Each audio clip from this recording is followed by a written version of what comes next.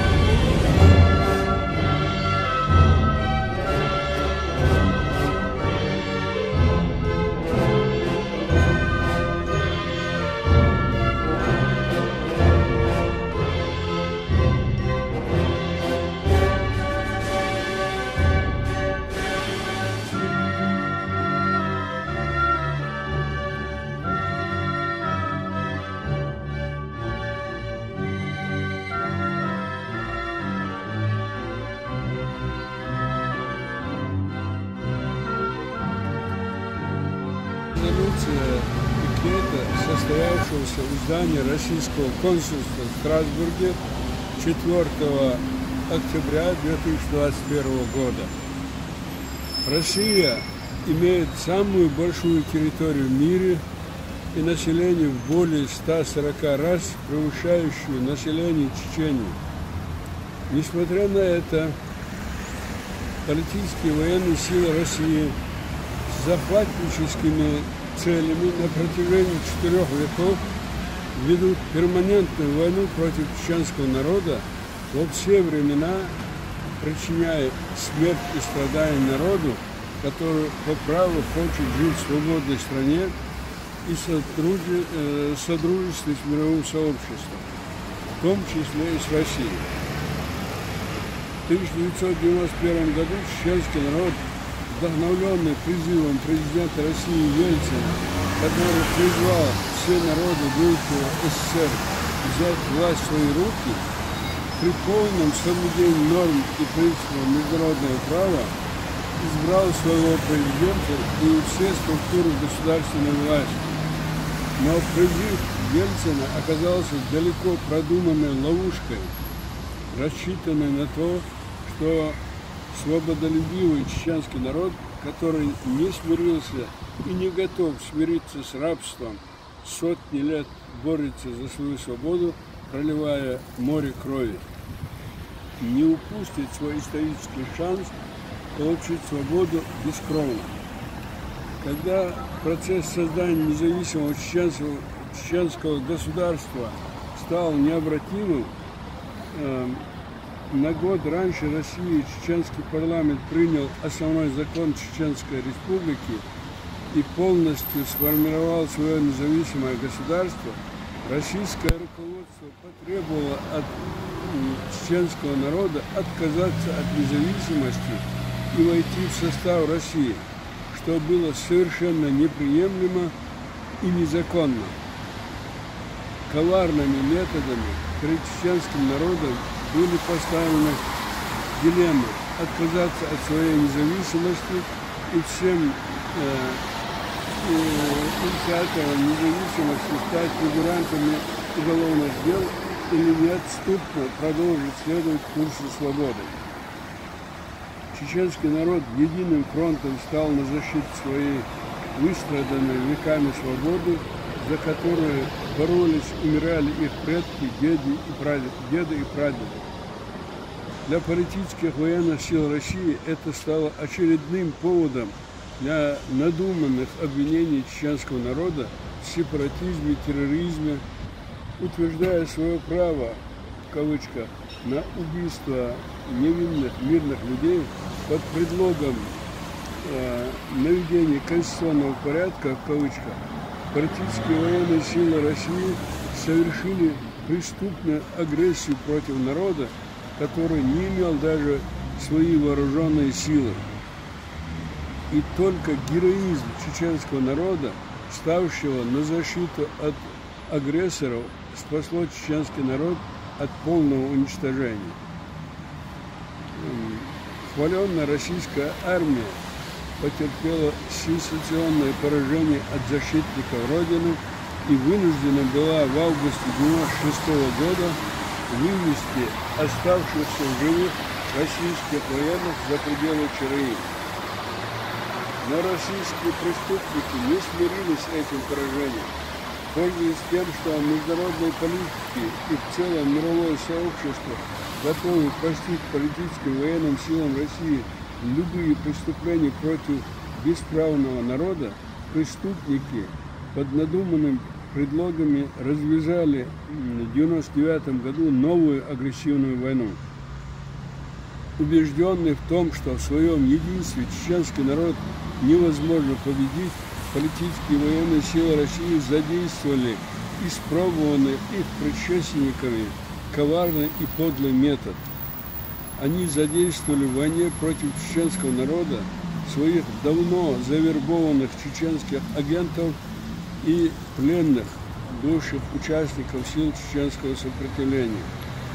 С их помощью Россия жестоко подавила чеченское сопротивление, и в результате этого многие военнопленные незаконно осуждены на уголовные преступления. Сотни тысяч убитых и раненых мирных людей, в том числе убитые более 42 тысяч детей. Люди, чудом оставшиеся живых, но потерявшие своих родных и близких, имущество, привычный образ жизни и родину, не признаны пострадавшими от российской агрессоров и даже по российской версии. Россия не признала свою вину за развязание агрессивной войны против ЧРИ и не заключила новый мирный договор с Чеченской Республикой Ичкерия. Не возмещен нанесенный преступной войной огромный моральный, материальный ущерб чеченскому народу. Российские наемные убийцы, возможно, по прямым указаниям своего руководства или с их молчаливого согласия продолжают убивать критиков и политических противников Кремля, которые получили политическое убежище в странах Европы и мира, а некоторые из них все еще скитаются в надежде найти свое место в этом несправедливом мире. В адрес председателя правительства изгнания Ахмеда Закаева, его заместителя Алимпаша Султаханова и других поступают неприкрытые угрозы, убийства и унижающие их честь и достоинство, грубые оскорбления со стороны российских ставленников Чечении, состоящих в партии «Единая Россия», находящейся под прямым руководством президента Путина. Мы, участники пикета, состоявшегося 4 октября 2021 года у здания российского консульства в Страсбурге, требуем от руководства России: первое, пересмотреть дела осужденных участников сил чеченского сопротивления и признать их военнопленными с вытекающими из этого последствиями. Всех чеченских мирных граждан, убитых российскими преступниками, раненых ими, подвергнутых незаконным пыткам, несудебным казням и другим преступным действиям во время российской агрессии и по настоящее время признать жертвами российского государственного террора. Третье. Признать неоспоримую вину руководства России в кровавых преступлениях политических военных сил России. Рассмотреть вопрос о справедливом возмещении морального и материального ущерба, пострадавшим в результате преступной войны гражданам Чечении, независимо от их национальной принадлежности, и принять соответствующие справедливости и международному праву меры по восстановлению попранных прав и свобод чеченского народа. Четвертое. Прекратить убийства и политические преследования политических противников и критиков Кремля. Пятое. Громогласно гарантировать неприкосновенность председателю правительства в изгнании Ахмеда Закаева и его заместителю Алимпашу Султаханову и другим со стороны российских ставленников и руководства оккупированной Чеченской Республики. Резолюция составлена президентом Международной ассоциации «Мир и права человека» Саидамином Ибрагимовым, согласована через интернет и WhatsApp с чеченскими политическими беженцами.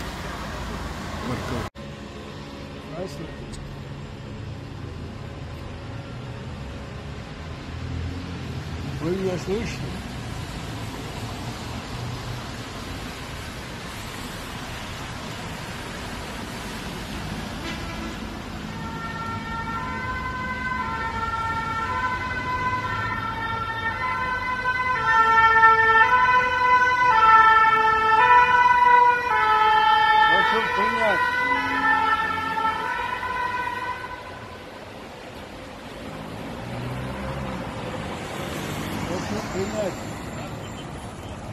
Добрый день. Прошу принять резолюцию. Но выйдите и снимите, я вам покажу. Так? Почтовый ящик? Хорошо.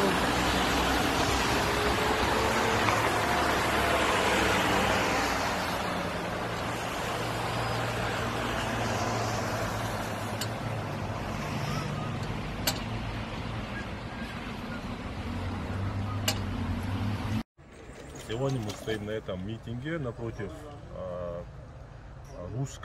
российского посольства. Мы не можем сказать, что это в классическом понимании какое-то посольство. Как вы знаете, в этих посольствах именно прячутся террористы и распространяется террор по всей Европе. Например, мы можем упомянуть убийство Зелимхана Хангашвили, когда тот убийца, который его убил, он направлялся именно в российское посольство. Мы стоим, сегодня мы стоим напротив этого посольства. Мы вышли на митинг в знак протеста того, что российские власти на территории Чеченской Республики, Ичкерия, берут в заложники ни в чем не повинных людей, заставляют оговаривать своих родственников, заставляют оскорблять и грозиться тем, что якобы они приедут и убьют. Мы так понимаем, что российским спецслужбам это очень выгодно. Под этим прикрытием они пытаются, опять же, терроризировать тех людей, которые в данное время проживают на территории Европы. Так вот, мы стоим здесь, мы ничуть не боимся ни Россию, ни российские спецслужбы. Мы вам говорим, что мы остановим ваш террор здесь в Европе и на территории Чечни. Мы обязательно этого добьемся. Что касается нашего народа, мы хотим сказать, что мы полны решимости бороться до конца, до победного конца, пока мы не обретем свою независимость и свою свободу. Мы вас просим быть максимально бдительными в это время, потому что российские спецслужбы, они рыскают и по Европе, и у нас дома, и поэтому нам надо быть максимально бдительными. Обязательно победа будет за нами. Ассаламу алейкум ва рахматуллахи ва баракатуху. Ну, что тут добавить, буквально все сказал. Я лишь хотел бы обратиться к своим согражданам, братьям и сестрам, а также к нашим друзьям. Было бы хорошо, если бы на такие митинги, на такие протесты выходили все, то был бы результат хороший. Действительно, Россия как государство-агрессор, которое убивало и убивает чеченцев, убивает грузин, украинцев, везде. Натворила столько бед, и сегодня продолжает на территории Европы совершать такие громкие преступления в Германии, во Франции, в Австрии, запуская своих агентов. А также у нас есть информация, что они хотят и здесь работать, в скандинавских странах. У них это не получится. Руками своих марионеток, кадыровских марионеток, или как можно сказать, российских марионеток. Так вот, за всем этим, то, что делают эти марионетки, стоит Россия, стоит Путин, он виновник, эти лишь выполняют свою черную работу. Мы это прекрасно понимаем, и поэтому мы, зная, кто наш враг, кто убийца, кто террорист, поэтому мы стоим здесь, напротив российского посольства, государства России, которое оккупировало чеченскую землю и которое, как я говорил, совершает преступления. И я еще раз призываю наших братьев, сестер, друзей, чтобы все выходили, не надо бояться, если кто боится, и надо отстаивать свои права, надо защищать свои права, надо говорить правду, все будет хорошо, иншаллах. Я хотел бы добавить, Анзор, несколько слов по поводу данного мероприятия. Это не такое уж одиночное мероприятие. Дело в том, что такие же митинги проводятся именно сегодня и в Бельгии, и в Австрии, и, значит, в Швейцарии, да, и в Берлине они уже проведены, да. Поэтому вот эти митинги, они очень скоординированные. Как бы у нас есть координация, и мы как бы выражаем свой протест не в одной стране Европы, а во многих странах Европы. И это будет продолжаться и наращиваться далее. Мы не намерены мириться с российским террором, да, против нашего многострадального народа. Ассаламу алейкум, ежери. Тано, васты, вы мосты, посольство, юба, шолок. Дани алгалячкива, и да флаги ласки, вейракис, хала, халуич. Вы халга гулдерна, оцелок эхач шинкерна, кастена, цара, вейнтаха лилошул харсу, вейцара йисари лючбол нах, цара лилошул, цара бешбол ниц кегишна, кастен. Иза вы ногбол, алгалячкива, кадалята должну, цанна хумана. Шек да моду дальше мола, вы тюлерду, вы богу тюлерду дал мола, вы тюлерду, вы почалка, мяш вы почалка, вы иду дал мола. Ахта дел рез хуил, Швейцария, Германия, Австрия, Бельгия, сега митинг шинчана дел рез хуил везен дел. Тхадег маш товел наш дал мола, шутя нюшон. Пожинал ости душен дал мола, вот сакам душен. Саламашов душен, Норвегия. Вы должны, иншаллах. Дал мола, от мой мастер же ла цела, вы гимни гладуем, тут царь, вот царь омбин дела, вы гимни гладуем, тут царь дал мола. Уж от царь итшера царь омбин и байрак, вы гадаях, царь омбин, царь байрак, бурук царь дал мола. Вы дин мелду, дал шимола. Участников совместного митинга в странах Европейского Союза. Вот уже более четверть века продолжается война между Российской Федерацией и Чеченской Республикой Ичкерия, переходя из одной фазы в другую, уничтожаются веками сохранившиеся устои и обычаи чеченского народа. Подвергаются риску ориентиры будущего и наносится непоправимый урон взаимоотношений между народами России и Чеченской Республики Ичкерия. Придаются забвению исторические документы, подписания президентами России и Чеченской Республики Ичкерия. Стираются понятия добрососедства, дружбы, внедряются между нами, нашими народами ненависть, религиозная и национальная вражда с использованием человека-ненавистной риторикой. Между тем, в Чеченской Республике российские оккупационные администрации пробуются и практикуются методы НКВД 30-х годов. Активно налажена работа по похищениям и убийствам, публичным унижением чести и достоинства простых граждан. Кто словом и действием перечит деятельности преступной администрации Кадырова? Преследуются молодые люди, посмевшиеся выразить в интернете-ресурсах свое мнение, отличные от точки зрения людей оружием в руках. Насаждается культ насилия, используются методы, зачастую переходящие грань человеческого восприятия. Так в отношении Тепчуркаева применили особую садистскую форму насилия, посадили на бутылку, поддержанную так называемую муфтием российской администрации.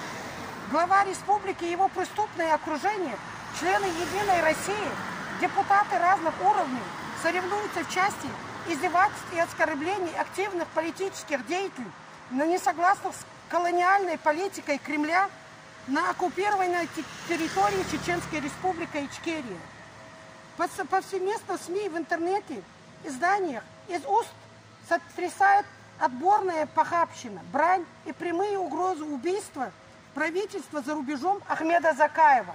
Неоднократно, безосновательно похищались все родственники Закаева, после чего их заставляли клеветать и оскорблять, угрожая убийством своего родственника, записывая все это на видео и демонстрируя по телевидению. 23 сентября 2021 года в очередной раз в одночасье в неизвестной форме похитили всех родственников Закаева и повезли в пыточный лагерь, называемый ППС имени Кадырова. 26 сентября они вновь подвергли унизительным процедуре На этот раз их вывезли в другие пыточные базы, где сверили данные, отметили место работы, проверили телефоны и после многочасовых издевательств отпустили.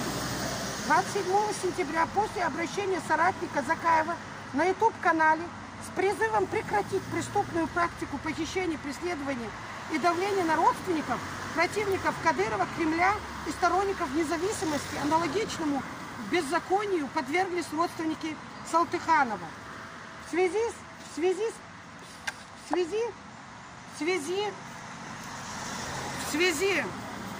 с продолжающими незаконными преследованиями людей за инакомыслие мы, участники митинга, собрались перед российским посольством в странах Европейского Союза, чтобы выразить протест против совершения Россией и российской администрацией произвола, убийств, террора и насилия в отношении граждан Чеченской Республики как на территории Родины, так и за ее пределами. Участники митинга, осознавая ответственность перед будущим Чеченской Республики, Ичкерия требует неукоснительно соблюдать права человека и гражданина, гарантируемые международными институтами. Участники протеста призывают мировое сообщество в лице международных институтов в странах ООН, ЕС, ОБСЕ, ПАСЕ незамедлительно потребовать положить конец массовым нарушениям прав человека в оккупированной России Чеченской Республики и привлечь к ответственности всех, кто повинен в убийствах и насилии и произволе. Бельгия, город Укль, 4 октября 2021 года.